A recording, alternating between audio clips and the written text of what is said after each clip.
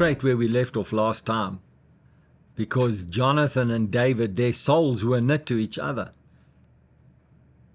That's not something you can plan.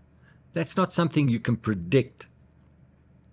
That's not something that you can even, I want to say, pray about and say, well, Lord, will you give me a divine connection? Because the divine connection that happened was as a result of David's victory. It was as a result of David following God.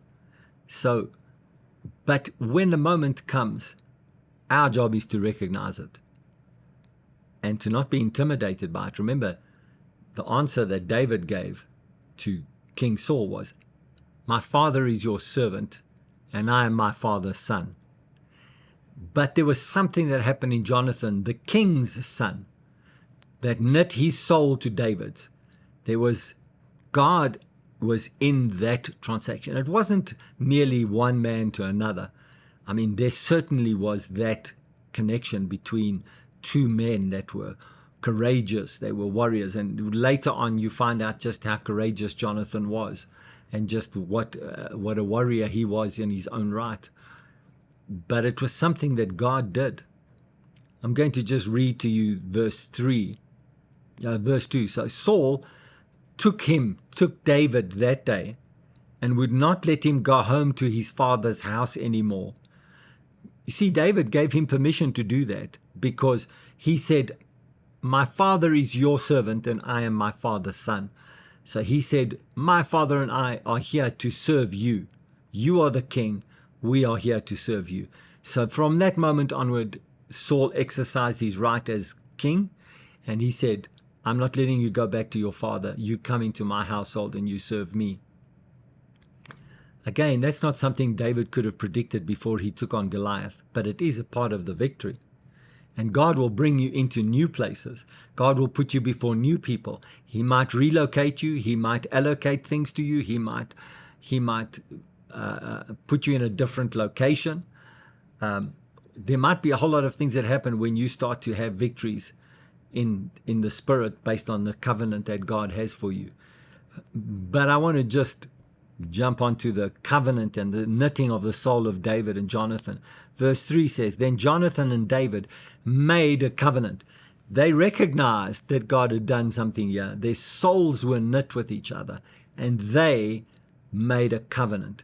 That means they exchanged things and they spoke words. They exchanged things and they spoke words. And this is what happens. And Jonathan and David made covenant because he loved him as his own soul. And Jonathan took off the robe that was on him and gave it to David with his armor, even to his sword and his bow and his belt. Jonathan had the capacity to give things to David that was beyond David's ability to give things to Jonathan.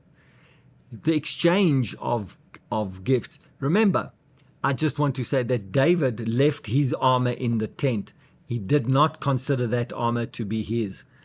That gave him the capacity. So instead of taking on something that he shouldn't have taken on, it left it open for Jonathan to give him his armor and for a covenant to be established around that.